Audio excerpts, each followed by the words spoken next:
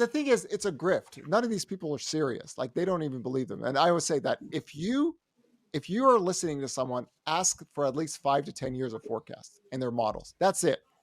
If they cannot give you their forecast or models, they are not housing people. They're not economic people. Whether you are in mortgage, insurance, title, an attorney, or certainly a real estate agent, if you are not getting educated on the housing market, you are doing yourself and your clients a disservice. This is the Knowledge Brokers podcast. Of course, I did the intro, which means we're without Tom Toole, but I am Byron Lazine. We have Lisa Chinatti, and today we have Logan Mohtashami. He's the lead analyst for HousingWire. He has a podcast called HousingWire Daily, which is one of the best listens any agent or anyone in housing can treat themselves to each and every single week. We've been begging Logan to come on, so this is a huge moment for us. Thank you, Logan, for joining us on the pod. It is wonderful to be here finally. It absolutely is, and it's a big day for you to be on here because all of a sudden the 10 years up back over 4.25. You do a lot of funny memes when that happens. You always say we survived the 4.250 10-year. And I have a running joke, because I've been doing this for like so long. Whenever the 10-year yield used to get above 3%, everybody thought the world would end. So when it gets below 3%, I go, we all survived the 3% 10-year. Well, then I was able to do this, when it got above 4%, I go, well, we all survived. And then when we got above 5% and came back down, I said, we all survived the 5% 10 years. So the problem is we got a lot of soft men out there in America, and they typically are stock traders from the East Coast. So we like to pick on stock traders, middle-aged men stock traders all the time, especially those that are libertarian. And we just want to say that these guys are soft. I mean, during the longest economic expansion ever, every day the world's coming to an end. So we could raise our children not to be like them, 20, 30 years from now. We could get into soft men, meaning the doomers and gloomers all over YouTube and X about the housing market who have been wrong year over year over year and don't stand behind their predictions like you do. We'll probably get to that. We're definitely going to get into more on the 10-year. But where I want to start is on this 5% interest rate. It's almost an overzealous claim that I see the real estate industry making online. To me, that leads into consumers thinking, well, I can wait, and the 5% almost feels like a guarantee. When people are saying we're going to be in the fives on the 30-year fix this year, they really mean high fives. Most of the projections have that happening maybe the fourth quarter, maybe even early 2025. But I think this is misleading consumers. But I'd rather get your opinion on it. Is the 5% interest rate a good thing for agents to be making claims to in this year in 2024? So I think the Keeping Current Matters guy said that, and I realized this, the case, and we love him, by the way. I want to make that clear. Yeah, and I realized what had happened. I don't follow a lot of people.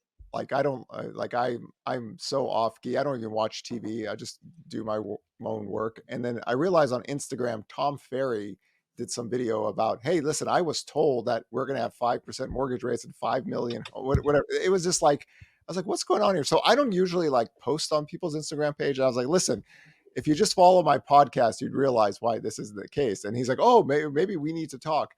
What occurred is, unless you forecast the 10-year yield and try to find channels, giving one single mortgage rate variable is crazy. That's not how it's done. So you have to follow kind of where you think the bond market is going, because I always say this, the 10-year yield and 30-year mortgage rates, they have been slow dancing. They are a love couple since 1971. So where you actually think the 10-year yield will range is where the mortgage rates will range. And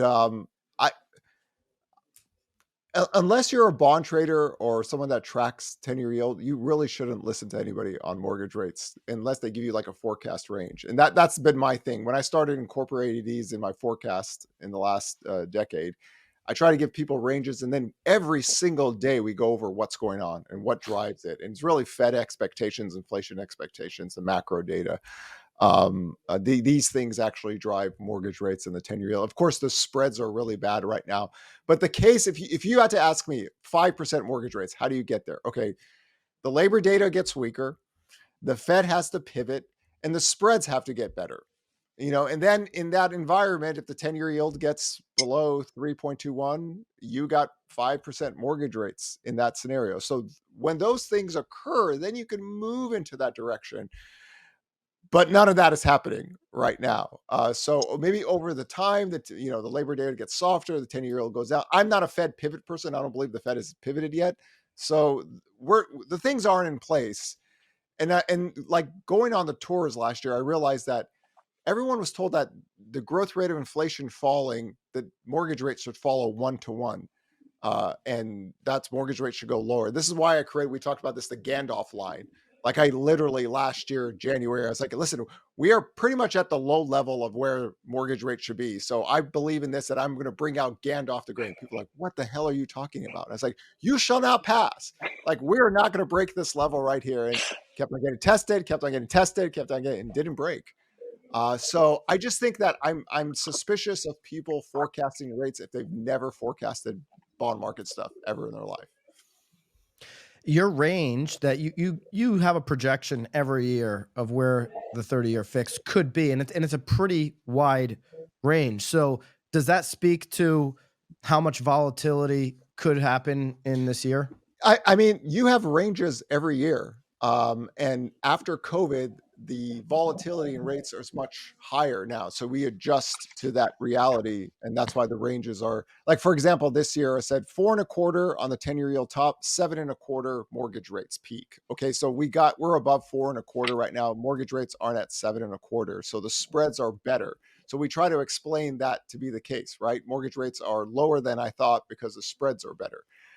And then every single day, every single economic report, every single Fed talk, we try to get people to where they're going to go. And really what happened last year is that if you look at the history of economic cycles, whenever the market believes the Fed is done and the Fed believes it's done, it usually has this big rally in the 10-year yield and mortgage rates go lower. That's what we saw last year. And we got down to a level that on the 10-year yield at 380, I thought, okay, this is a we're going to be testing this level. It's going to be hard to break. We've tested it twice and we're kind of back and forth here or there. So I believe that's a way too complicated topic for most people to talk about unless they track the 10-year yield and mortgage rates religiously, which means you've got to be a complete loser like me. So everyone has a life. So I'm just doing what I do. I don't do anything else. And I think it's suspect if people target a single rate without putting all the variables in it. So if you're an agent, and a lot of agents are listening to this right now, and I would agree with you. It's hard. You don't want to get into that prediction game. As it's not that it's hard. You just don't want to do it. It's an easy way to make yourself look wrong, lose trust with consumers and your clients. And it's just based on history. It's probably easier to guarantee that prices go up in the spring than anything you could do with the 30-year fixed. If you're an agent and a consumer's asking about the future of rates, should you just talk about what's happened in the past? What should be your commentary around rates when you're asked that question? Because inevitably, agents will be asked. Okay, so I'm going to take my economist hat off and put my old loan officer hat in. And I was an LO for 17 years. I retired early 2020. My father is still in the business. And if somebody tells me, what about rates? I'm going to go, housing is the cost of shelter to your own capacity to own the debt, right? If mortgage rates fall 0.5%, I always give people payments. This is where your payment is at 6%. This is your payment at 5.5. This is your payment at a 5. Here it is, right? Depending on where the purchase price is, you guys have an idea. Focus people on the payment level because in reality, we're talking about a couple $100. Unless you're like literally at the debt to income ratio level, it's not going to be anything too dramatic. So focus payment over rate, payment, and then when rates go up, you realize where your payment's going. When rates go down, you realize where the payment is going. You want to get people pre-qualified, so if they get to a level where their payment is comfortable, You got to jump on it because what do we know right now? There's not a lot of inventory out there. So if rates come down, it's not like I'm the only person that's going to be buying a house. So there's no one else but me in this world. Everyone's in kind of the same category. So prep your clients with payment levels, where rates are, where the purchase price is, give them an idea. And when they're comfortable, they buy. I mean, I'm not a big believer of like millions of people are sitting on the sideline and waiting. When rates go up, demand falls down. When rates fall down, demand picks up. There's always this marginal home buyer that's there. And they jump in every time, even with rates going from 7.25 down to 6%, late 2022 to 22. We saw that pickup. So I would focus on payment levels and give them something visual to see, Mm. right? This way you get away from the rate discussion all entirely. You get the payment and rate discussion and the purchase price and where you're going. This way they know when they're ready, they know. Like I always have this thing when people tell me, should I buy a house? Every time I go, no. And they're like, why? Why? And I was like, first of all, I don't know you, and second of all, if you're asking me if you should buy a house, you're not ready. Like, millions of people buy homes every single day. They're ready. If I have no idea what your finances are, but I already know that you're not ready to go. There's a 26-year-old young hardworking lady in Ohio right now, she's buying a house. Why aren't you? She's ready, you're not. We had 5 million total home sales last year with mortgage rates high. Why? How did those people buy? They were ready. You're not. The day you stop asking me if you should buy a house, I'll say, okay, go look at the payments, get pre qualified. That payment level is all that matters because it's pretty much the debt cost is fixed. Your taxes and insurance can rise, depending on what state you live in. But payment, payment, payment. It's the cost of shelter to your own capacity to own the debt, right? This is not like an investment. You don't sit there and people go, well, I just want to know if prices are going to crash or you're not ready then. There is nothing wrong with you renting for the rest of your life. Think about it if you own a house and you thought home prices were going to crash. You mentally you're gone. If you rent a house and you have to plunge your toilet, ask your landlord. They'll do it for you. But if you own a house, you got to man up, right? And millions of people do it. So that's how I portray it because I kind of want people to realize when you're ready, you don't need to ask. You got to Because man up. And to your point earlier, there's a lot of yeah, soft men out there. So maybe that's why we're got so many renters. Housing is the cost of shelter. To your say that again. Housing is the housing is cost the of. cost. Yeah, housing. I wrote this back in 2012 is This is when I was writing. brilliant. Housing is the cost of shelter to your own capacity to own the debt. To It's not own the an debt. investment first. It's your shelter. You have to live there. You don't go homeless, right? There was this whole thing about, well, if people sell, they don't buy another homes. Yes, that makes sense because when you sell your house and become homeless, and especially if you have kids, the cops come take your kids away. Yeah, that's what educated people do. They sell their house to be home. No, it's the cost of shelter.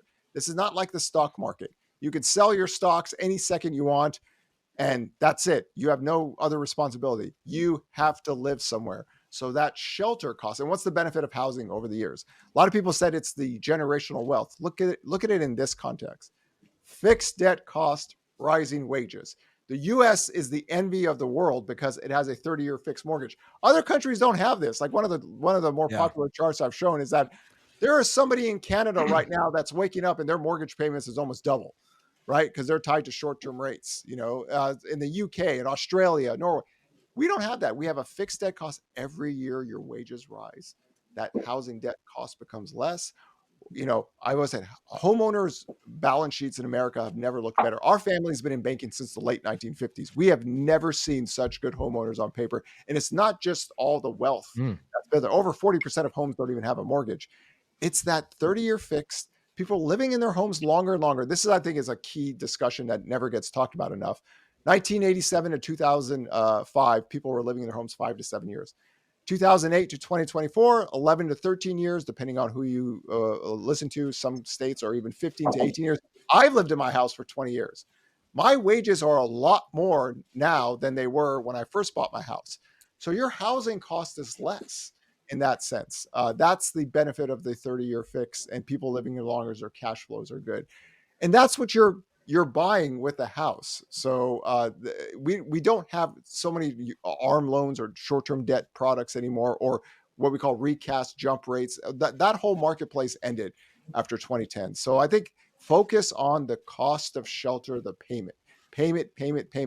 And when they're ready, they will jump. Why? Because we've seen this in the data going back to the Peloponnesian War, that when rates go up, demand slows down a bit, rates fall down, but there's always this 4 million core home buyer that we've had in America after 1996, really, that it doesn't really break, because this is a shelter cost and people have to live somewhere. And even last year, new home sales at existing home sales, 5 million total home sales, right? We're like 1 million off of where we traditionally were in the previous decade. Okay, that, considering how much home prices have gone up and rates have gone up, that shocked a lot of people. But homeowners, especially dual household incomes, they make enough money to buy a house even with rates this high. And of course, the selling equity and people that move, so it's, I never liked the rate game when I was in LO. I always said, here's your payment, here's your purchase price. Wherever rates go up and down, you have an idea, and when they're ready, right? If there's some people out there, I'm waiting for rates to come down, they're never going to buy a house. They can't qualify 3 or 4%, so they're not going to do anything. But if you have a real logistic, really buyer out there, what's your comfort payment level? Okay, here it is. Purchase price, everything, rates at 6%, 7%, 5%. This is where your payment is. Where are you comfortable? Here. Okay, when it gets there, can we start the process? Sure.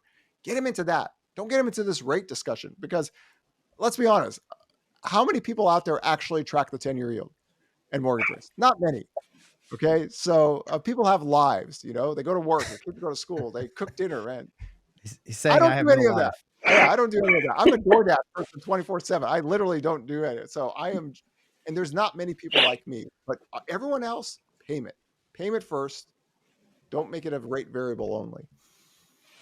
It's one of my questions. Sorry, Byron, I'm cutting you off. Yeah, jump Because in, it's Lisa, please. kind of a good segue, is the recent data that came out with the house price index versus owner's equivalent rent. And I know you've put out some really interesting stuff about that.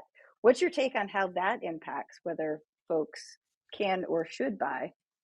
1/3 of the society are lifelong renters. That's always going to be the case. Mm-hmm. That's never going to change. 2/3 are home buyers. This is how I present that case, because that data line is somewhat meaningless to me. Okay. So I use it in this way. In the previous decade, I had the same skit. We rent, we date, we mate, we get married. 3.5 years after marriage, we have kids. Typically, those where people buy homes. Okay, if you're living in apartments in your 30s and 40s and 50s, you're not going to be a homeowner unless you get married and you're part of a dual household income. So a home buyer doesn't necessarily think, okay, I can qualify for this, I'm going to own a home.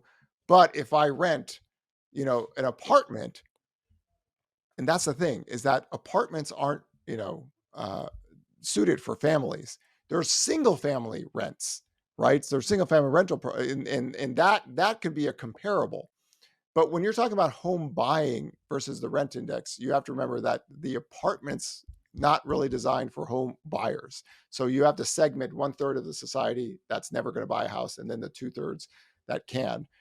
And this is why I've never been a fan of the rent, because I would say for 13, 14 years, people said to me, why would you buy a house? It's cheaper to rent.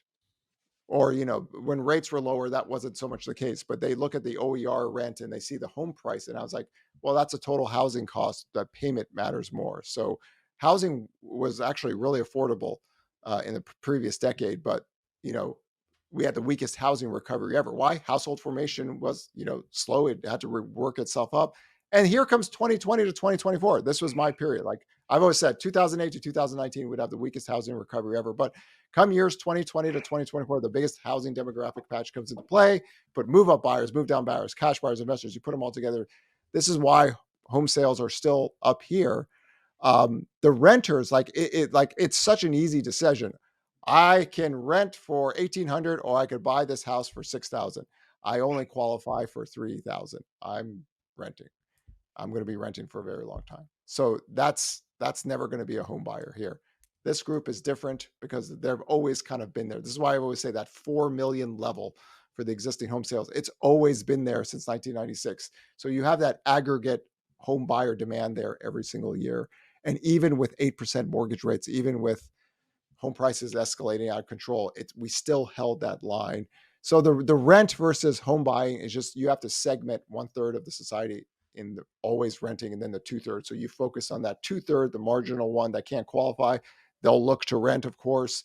But then there's that core buyer that's always there. And again, dual household incomes change everything for housing affordability. If everyone was single and didn't have two incomes, everything changes. But you put two incomes together, that house isn't two house payments. It's one house payment. Two incomes together, you put them. That impacts the qualification in a bigger fashion than people think. I love that. How about, Lisa, you mentioned owner's equivalent rent. I mean, I think it's the silliest thing we do when we track inflation. Mhm. Should that be removed from the way we track CPI? Should it be changed? It's interesting because when COVID started, I remember the Washington Post asked me a question. So what about inflation? I said, listen, I mean, the history of global pandemics, they're very inflationary, especially with rent, and then it's going to take off, and then you see the disinflation. I was like, oh yeah, inflation is about to take off. Rent inflation is really about to take off as well. Household formation, rental vacancies were low. Then COVID happened. But you didn't see it in the CPI data because it lags terribly. So the government has created a new rent index, the BLS, to try to capture it better. The OER is just, I think you have to put a bunch of rent indexes and make them into one.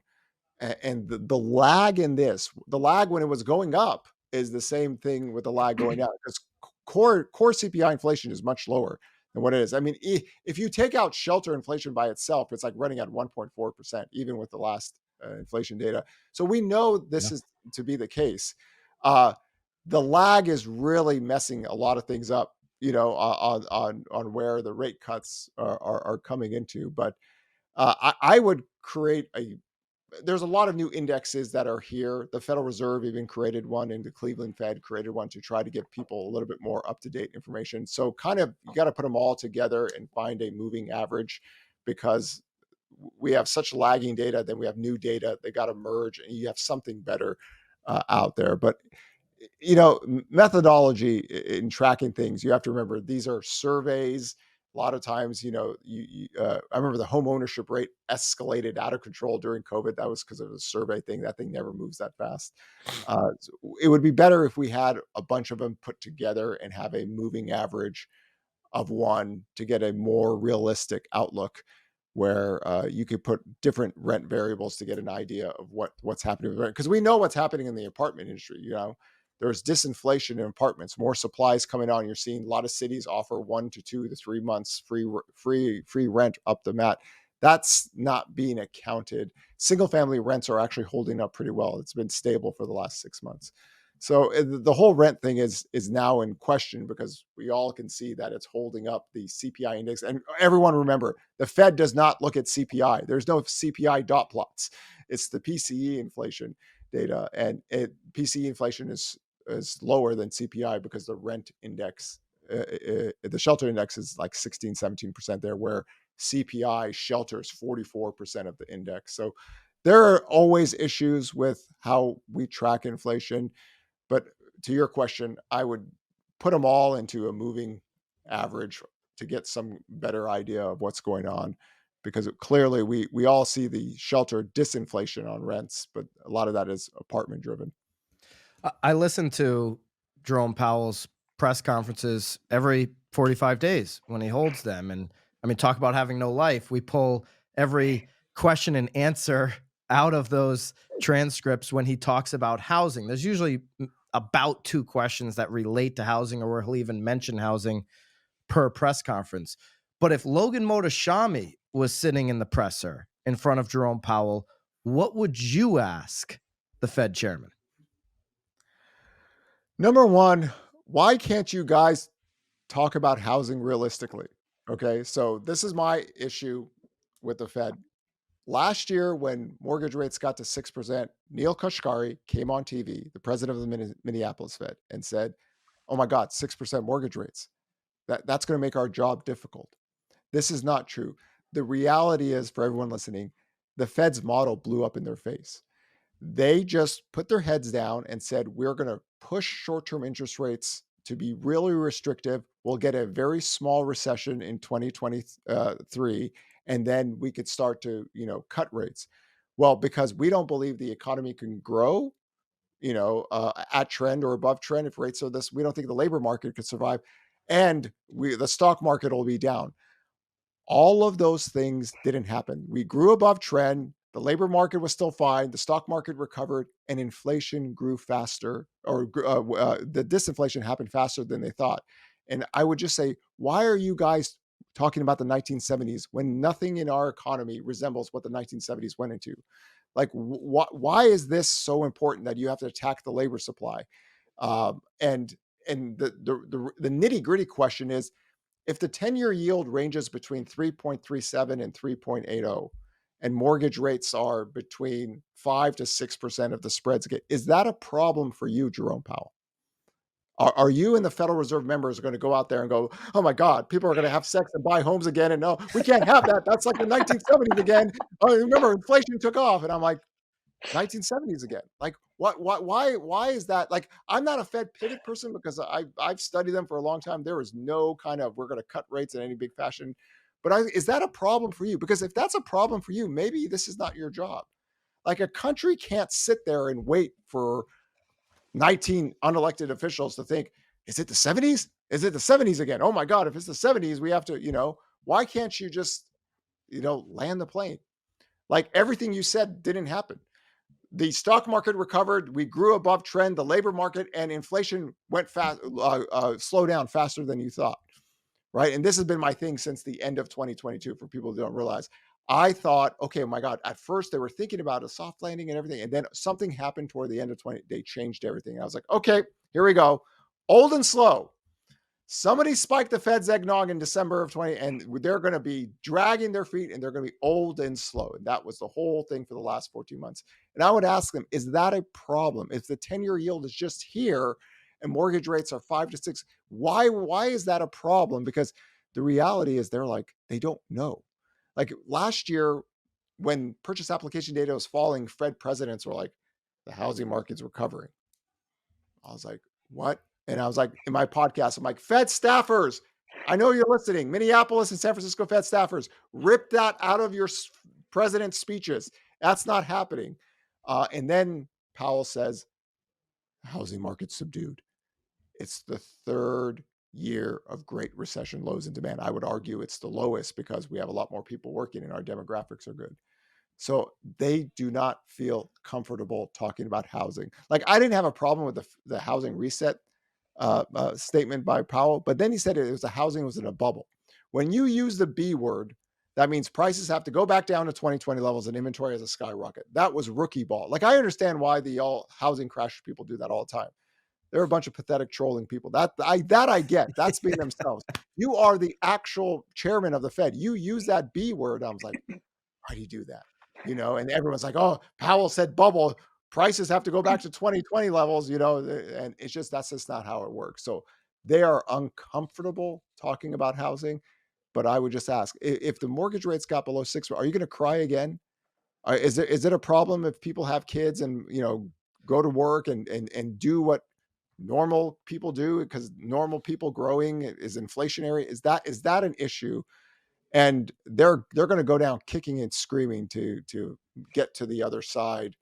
I think a lot of people thought the Fed pivoted last year. I'm not in that camp. I might be the last person on earth that says the Fed hasn't pivoted, but they are still uncomfortable because the reality is that their own models thought the labor market would break by now, and it hasn't. And they're very, very nervous about doing anything positive, because if something happens where the 19 oil goes to 450 and all of a sudden, we have a big labor force push, they're so petrified of the 1970s that they just can't get to the other side yet. Since April, we have uploaded new and sought-after courses, content, and tactical assets for your business into the BAMX platform, not articles behind a paywall that only pontificate to you what you should think and do. but education that actually shows you how to do what you need in today's market. Every day, we continue to add more content into BAMX and our private Facebook community. Content that works, content that our members have exclusive access to daily. It's why over 1,500 of you and climbing have joined us in BAMX. It's also why tomorrow's price is guaranteed to be higher than today's. That's called inflation. Do not wait any longer. Use code Byron and join the thousands of agents taking their business to the next level today. Code Byron for 10% off. See you in BAMX. We know that in 2024, your business operations will be more important than ever. Once I figured this out, my business was able to scale and take off. See, generating leads is one thing, but getting that deal across the finish line while keeping everyone happy is another story. Enter Mosaic, everything you need once a lead becomes a client. Mosaic picks up where CRMs leave off to streamline the client experience and maximize your productivity. It's the operating platform that gives agents and teams everything they need to stay organized and proactive throughout the entire transaction process and beyond. Transaction management, forms, AI-powered collaborative search, client retention capabilities, and advanced analytics for your business. In other words, you can use Mosaic to create a powerful flywheel for your business. It will help you close every deal, boost your profitability, and generate more repeat and referral business. If you need a better way to run your business, check out the link below and learn how Mosaic can help you today. I think you're right. I think Powell doesn't know how to answer the housing question, doesn't care about the housing question. If your question, he would answer this way, the same way he answers almost every housing question. Well, my mandate from Congress is to stabilize prices and make sure we have maximum employment. So he doesn't care if 50% of people were to rent a home instead of your 1/3 analogy. So if you were to have a question for Congress, because Congress should care about home ownership. It's what's created so much wealth in this. One of the drivers that's created so much wealth in this country. Boomers control 1/7 of the world's overall wealth, 70 plus million people. It's the 30-year fixed, the only country that has that as a tool. It's been great for so many people. So if you were to advise Congress or ask Congress a question to either create more housing or to help get the 30-year fix lower or something in relation to helping the housing market, what would be your question to Congress? Has Congress come to the conclusion, since they pretty much own Freddie and Fannie, should the Congress authorize Freddie and Fannie to buy mortgage-backed securities to get the rates down? Because we're the builders are so slow in building homes. We're not going to get anything. And plus, those homes are occupied mostly, and that's like the upper income class, single family. So that's not going to do it. If we are now going to go to, let's say, housing sales seem to depressed, do we want to go into year 4 of this major demographic patch in our country? And household formation, people buying homes, having sex, having kids, these things, this is how an economy operates.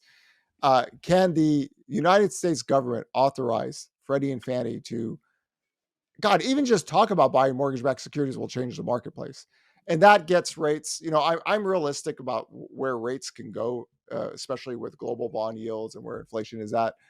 But if you get sub 6% mortgage rates, guys, the builders have shown us the way. They can sell homes. They can grow sales. One of the reasons why we're not in a recession is because the builders are paying down rates and they're, selling new homes and working through their backlog. They're not firing their construction workers that we always see before every single recession. Rates go up.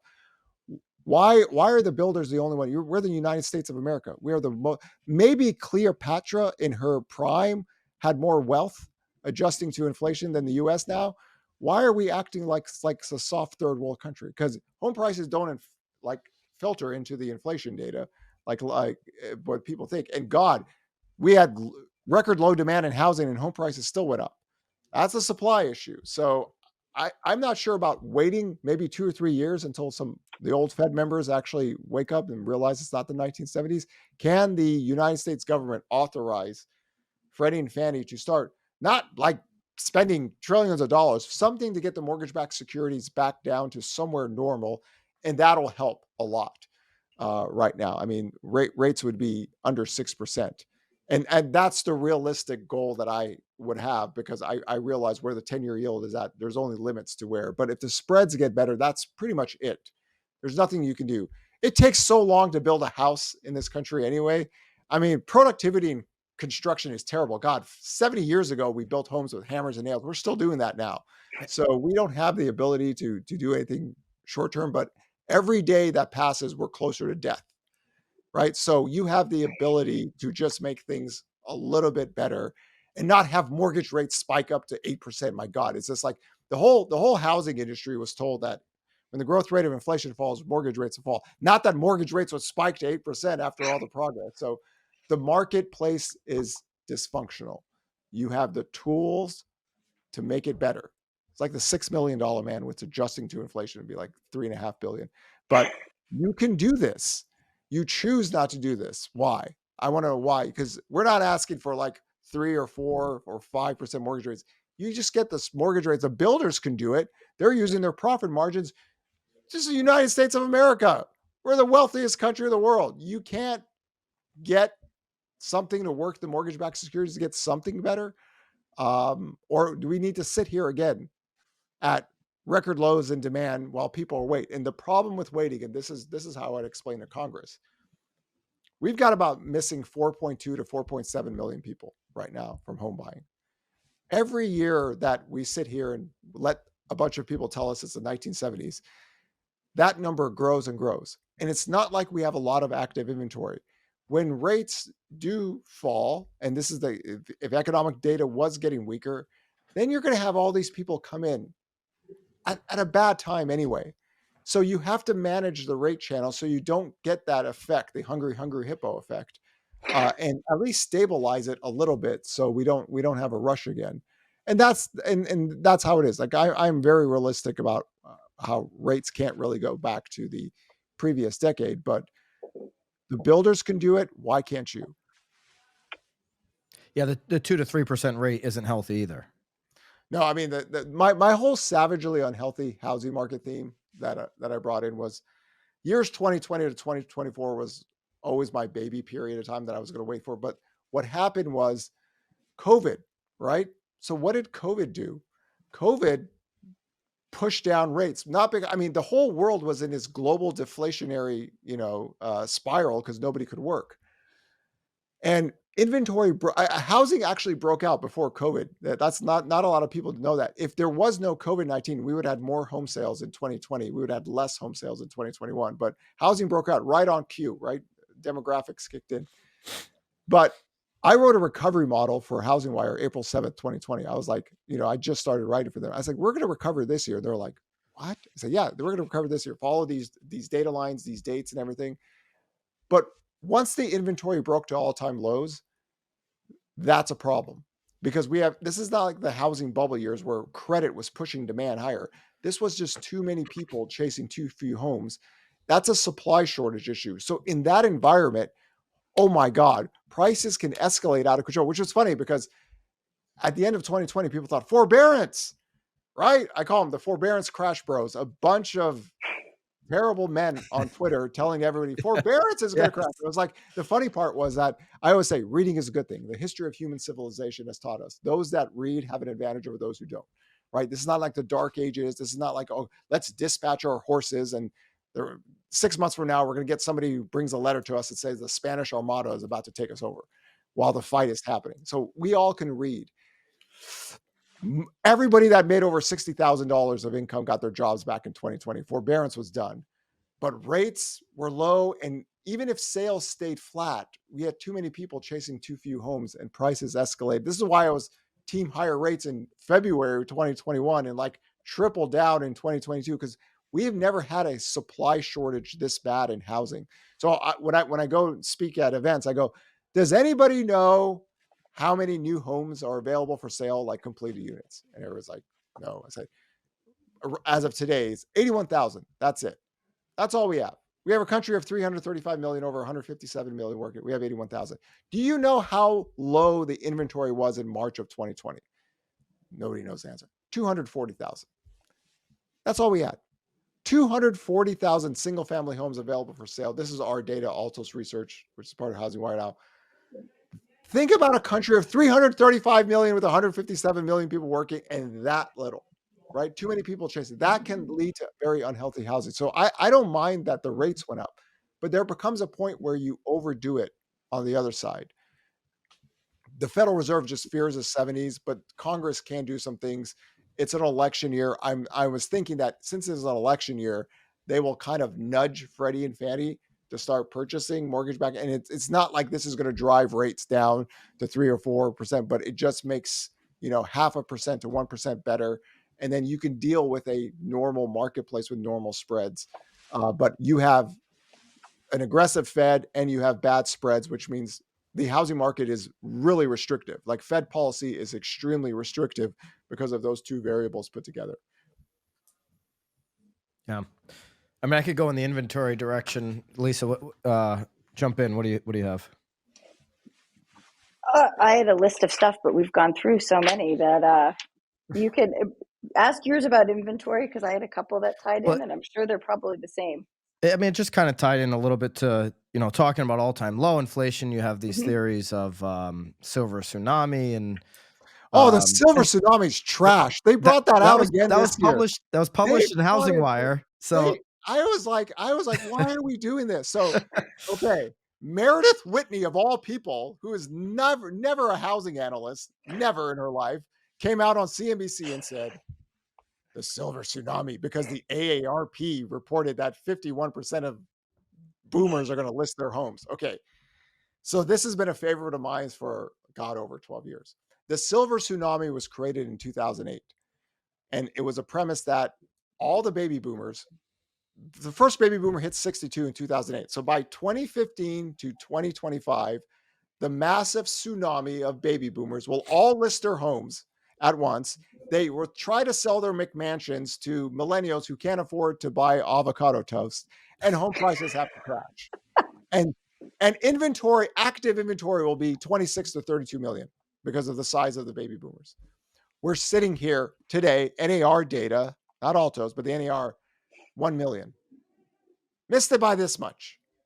It's trash. It's garbage. It's just people trying to make a name for themselves. And every single year they do it again. It's 2024. Inventory is near all-time lows. There was no tsunami. The AARP survey has the same information every single year.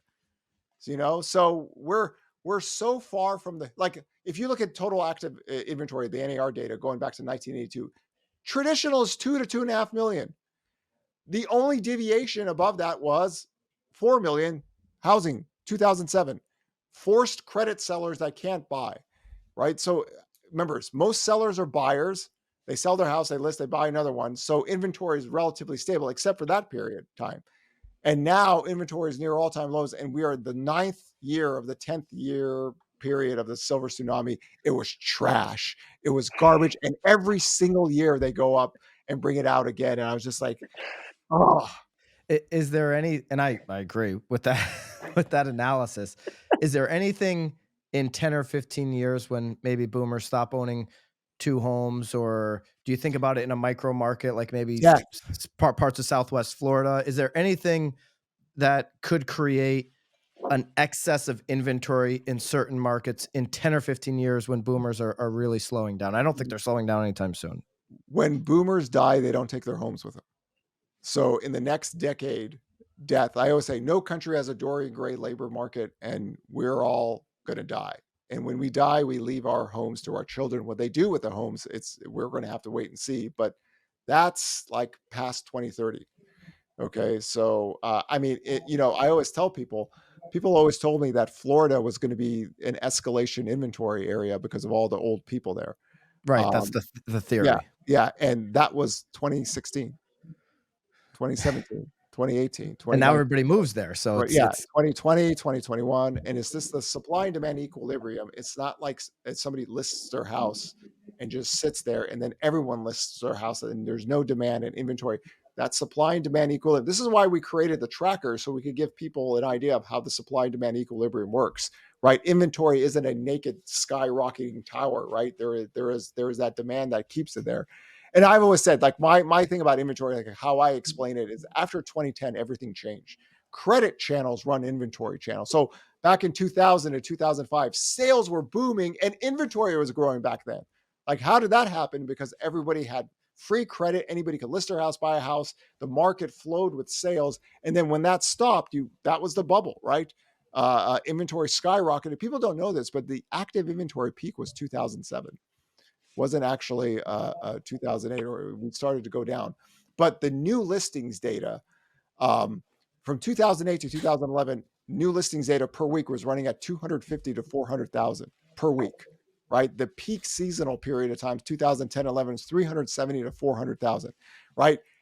I remember. Yeah. And here, 2021, 2022, 2023, 2024, we're running an average of 30 to 90K. There's your silver tsunami. Yeah. Like we are near record lows still. I'm not a mortgage rate lockdown person, but there's realistically, most sellers are buyers. So unless you have a recession and people have to sell their homes in a little bit more scale because they can't make the payments, but homeowners look good, 40% don't have a mortgage. It's such a different marketplace than back then, and everybody just wants to go back. Like, men in this country cannot give up 1929, 1987, and 2008.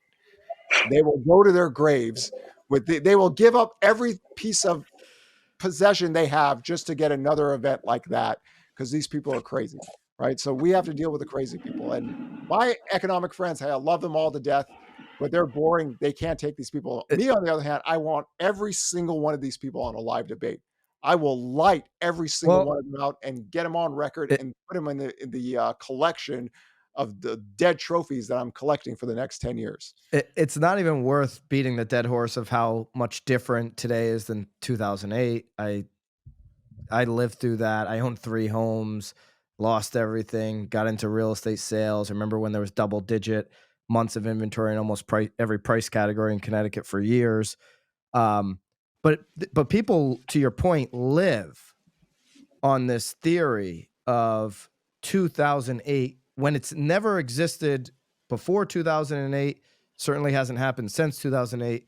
People live on this. I mean, I just did a video reacting to one of Reventures. That kid is trash. It's so bad. It's trash. It's so bad. You know what? Fortune magazine, actually, with Lance Lambert was trying to get me to debate that. I will I remember pieces by piece, and all of them, the Airbnb bus people, all of them. And the thing is that I got 2 stock traders who got them to do a debate with me.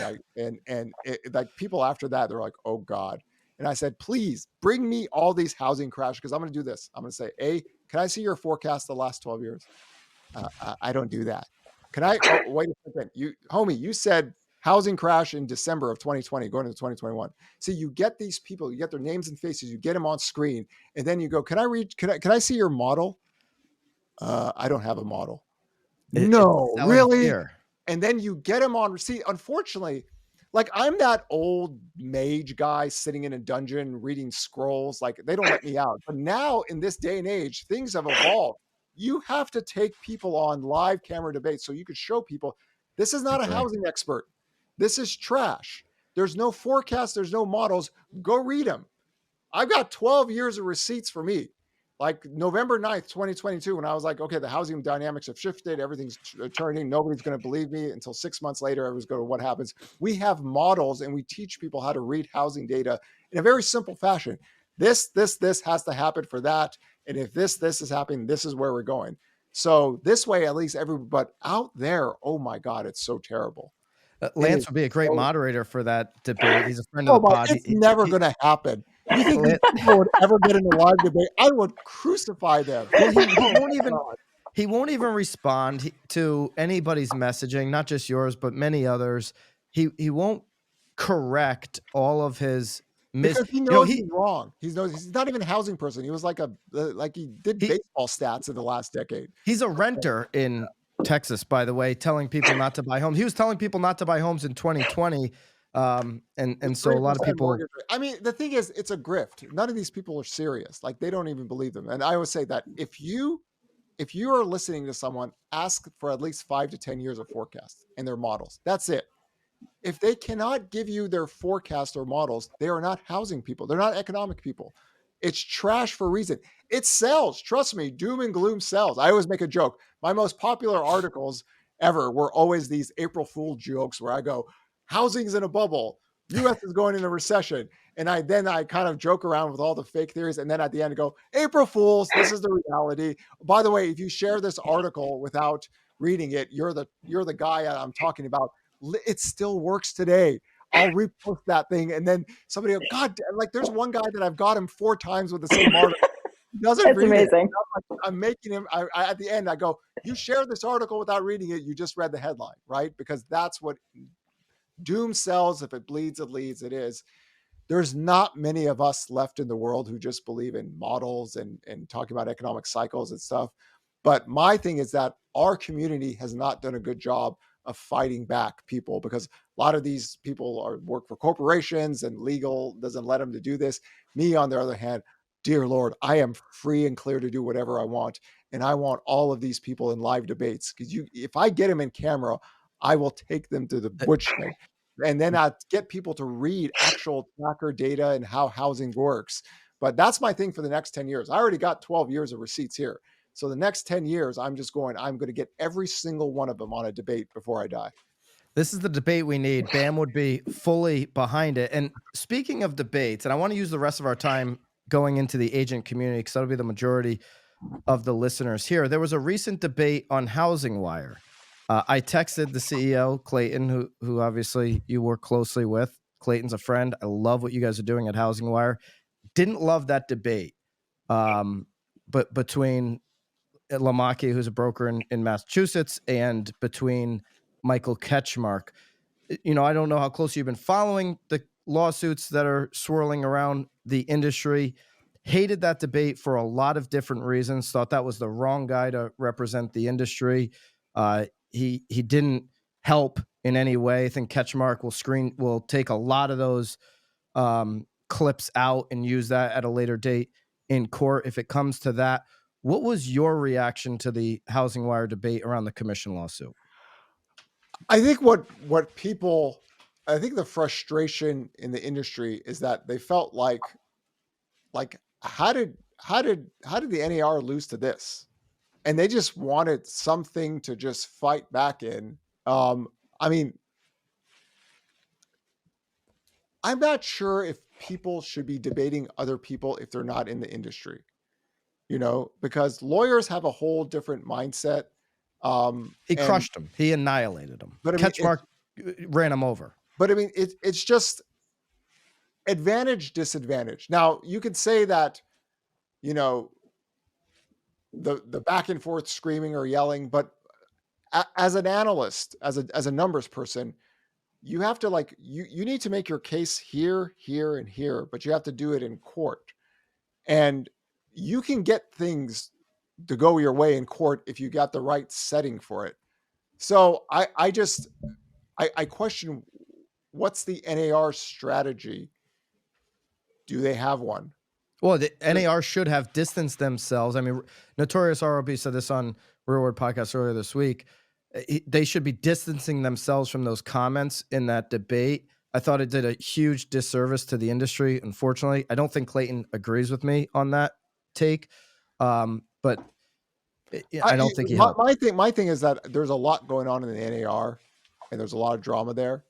And then when you need to be focused, it's hard to work with drama at the same time.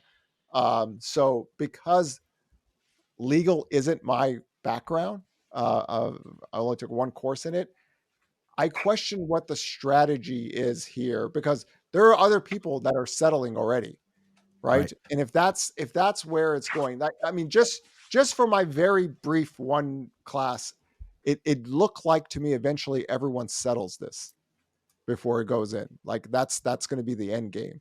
So I don't know. I mean, if people don't know what the strategy is going forward, this can happen. Whether you agree with the debate or not, or you liked it or disagree with it, I don't know if that's the area like that should have gone into. I think the NAR has to take a little bit more hands-on approach to give people some clarity. But they got issues, man. They got issues over there. It's not that's days of our lives, So it's not. Uh, You are an 80s, 90s guy, right? yeah. I mean, Oh yeah, I'm an 80 guy. Yeah.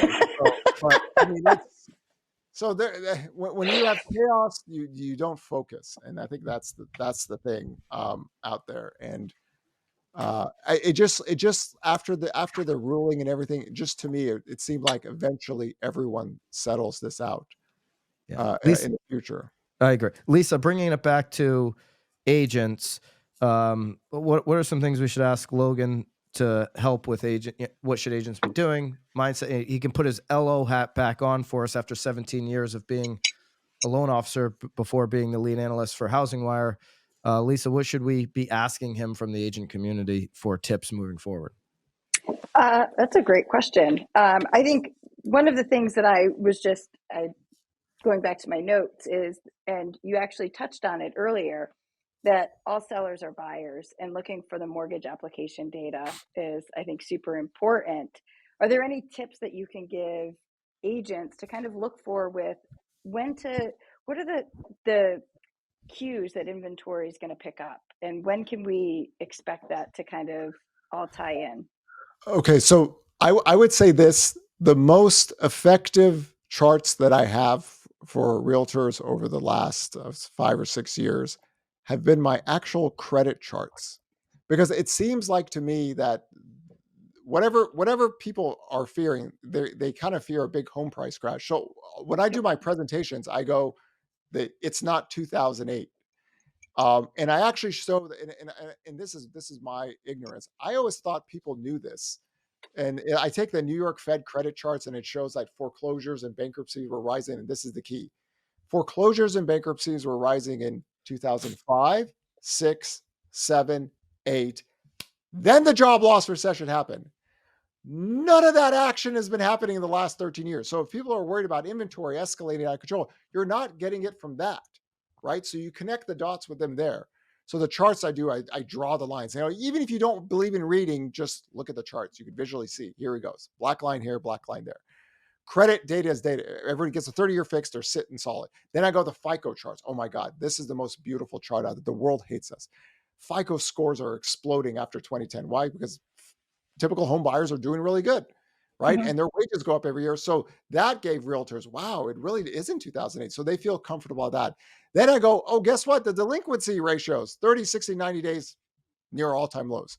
So if you're talking about foreclosure inventory, job loss recession, right? You need to wait for that. Then it's like 9 to 18 months before that inventory hits the marketplace, because, 30-day late, 60-day late, 90-day late, NOD filings, foreclosure Right. process are different. So if you want to wait 2 to 3, 4 years, and then 5 years for the recession, maybe 10 or 11 years from now, you'll be comfortable buying home. Then we talk about the inventory channels. I'll have all these different inventory charts. 75 to 82% of all sellers are buyers. So new listings data is something that we show in historical perspective.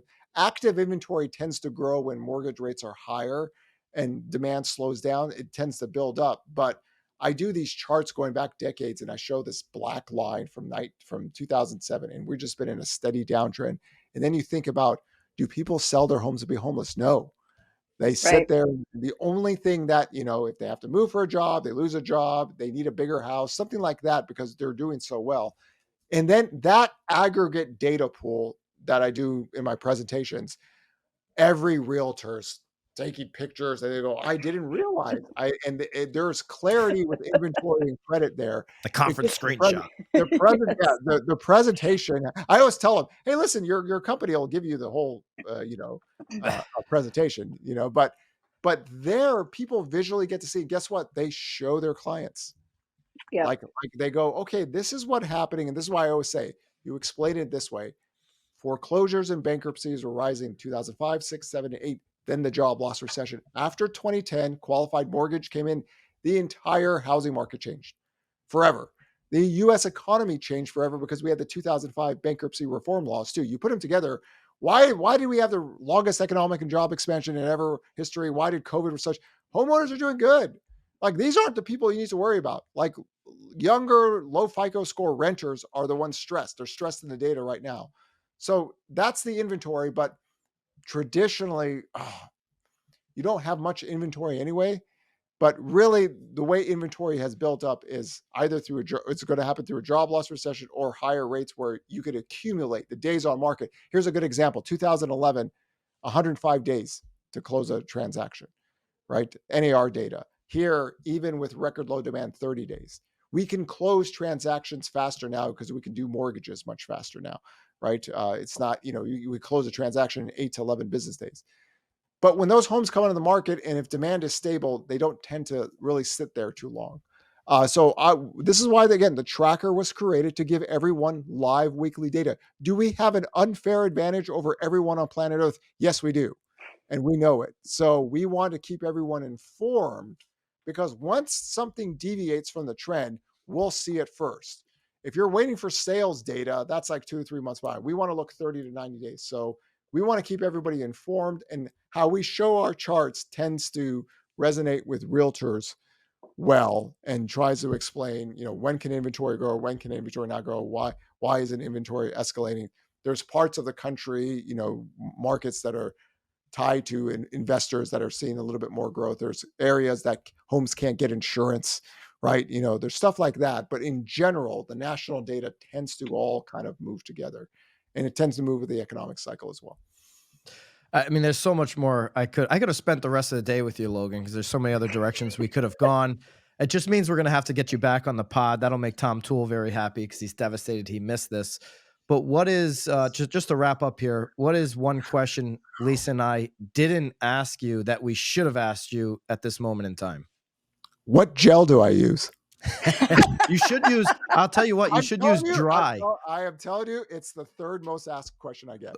Look up this gel that I use. It's called Dry, DRY. Do you like a dry gel, or do you? No, it's use that. The hair. I always tell people think it's what is it? It's genetics. Like, my father was balding in 30. My brother doesn't have much hair. I just got it from my mother's father's side, and he had a full head of hair. And it's just normal gel. It's just this is genetic. CVS gel. There's it's Johnny Bravo or something. I mean, this froze out a lot, if it's so I gotta it takes like 15 minutes to dry it and do all this stuff. So I used to always keep my hair short just because it's too much work. But now when you're doing theatrics, so yeah, everyone, the third most popular question is what gel. So you weren't going to ask that, so that's what it is. But in realistically, on the economic side, when does the recession happen? Because everyone has been wrong on this. Most people, right? And my observation is that most of Wall Street is trash, so you can't listen to them.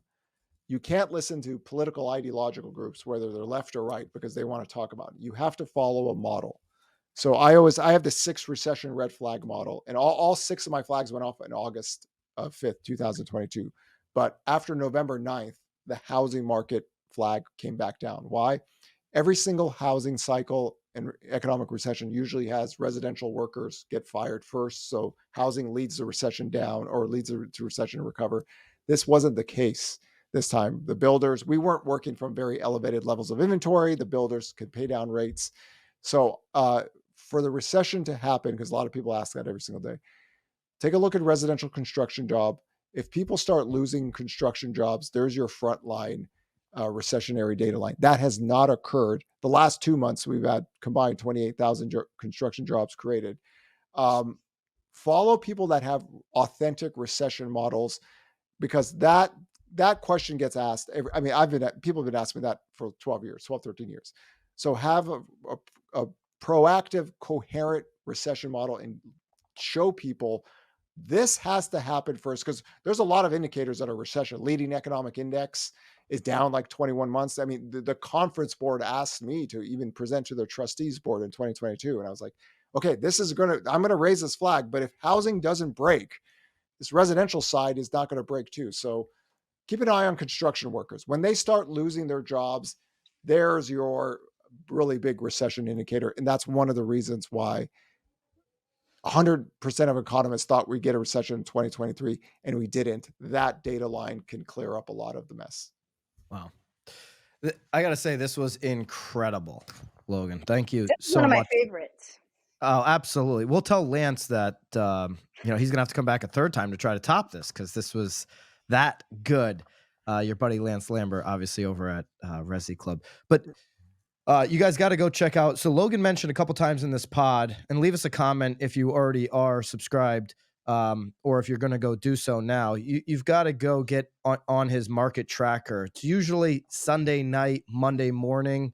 I think Monday morning's the safer bet, where you get the new weekly market tracker on HousingWire. We're actually bumped it up to Saturday now. Okay, Saturday. Saturday. So there's a few places. Of course, HousingWire.com. The tracker article is there every single week. That gives everyone's active listings, new listings, price cut percentage. Price cut percentage. That's another thing. Very quickly, not a lot of people knew that 1/3 of all homes have price cuts year round. That's another thing that I thought people knew. And a lot of people take snapshots of Redfin and Zillow. They go, "Oh my God, these price cuts! 1/3 of homes have price cuts." The year-over-year price cut data has been trending lower for like 18 months now. Yeah. Right. So that's a key thing. So new listings, active inventory, price cuts, 10-year yield, mortgage rates. That's kind of my specialty. So I go into that. We talk about purchase application data. How does it look going forward? I actually write down on paper every single purchase application data week, right? Just to give people an idea of where we are, what are we looking right now, since mortgage rates have gone down 8 positive weeks, 3 negative weeks. And then we talk about the economic data coming up. This way, everyone has the freshest, because we get the data Friday, all the inventory data. We have, there's like 60 data lines that we have. We only share some of them, but it gives people an up-to-date where the market is at. If you have Instagram, if you really want to be bored, my Instagram stories talks about charts and economics all day. It gives people an explanation, a video explanation of what's going on. And that way people can understand. If you have Twitter, Twitter is the devil's den, but that's where I challenge all the housing crash people to. You're active on Twitter and you're hilarious. We're going to link up Logan's Twitter X and his Instagram. We'll link up the market tracker. We cover the market tracker every Monday on the hot sheet when we do our live hot sheet on BAM. Thank you for that, because it's been a blessing. In our podcast, Sarah Wheeler and myself, every Thursday and Monday, HousingWire Daily. Yeah. Top 10 business podcasts. We didn't think we could even get anywhere because it's somewhat of a niche product, but we try to keep housing as entertaining as possible, but as real as possible. So we're on twice a week, and we just take all the recent data and kind of like compress it into an entertaining but very informative discussion about what's going on. Because I tell you, it's crazy out there, right? After COVID, nothing's normal. Like the previous decade was so boring. It was very standard, but here, I think everyone needs kind of like an explanation, but we want to provide numbers and data. And then when things break positive or negative, trust us, we'll be the first to know because we have the freshest data. But at least this way, we try to make it as fun as possible, but as informative to keep everyone in line. Yeah, if you enjoy Knowledge Brokers podcast, you are going to love Logan's pod. We're going to link that down below too, so you can go and follow there. Logan, thank you so much. I know I can speak for Lisa and myself. We love this. More importantly, we'd love to know what the listeners thought. Let us know in a comment below. We'd love to have you back, but thanks for taking the time today. Pleasure. And as always, I've always have two sayings. Economics done right should be boring. It's not designed to be this hot, fun, sexy thing or crazy crash all the time. Economics is designed to be boring for a reason. And you always want to be the detective, not the troll. There you go. Couldn't have said it better.